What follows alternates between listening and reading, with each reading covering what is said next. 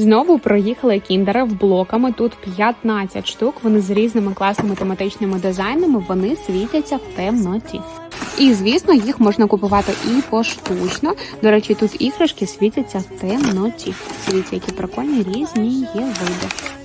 Я забула вам показати, що нам знову приїхали крабики. Це такі маленькі крабики, вони сушені, в різному соусі і спеціях, і вони, до речі, такі гостренькі. А ще доїхали газовані чіпси Лейс. Вони реально з бульбашками, солоденькі, є з лічі і є з виноградом. Дуже прикольні. У нас тут така класна новиночка від Різіс. Це скелетики. Дивіться, кожен в окремій упаковці. Ось так дуже круто буде виглядати. І всередині заповнені арахісовою пастою.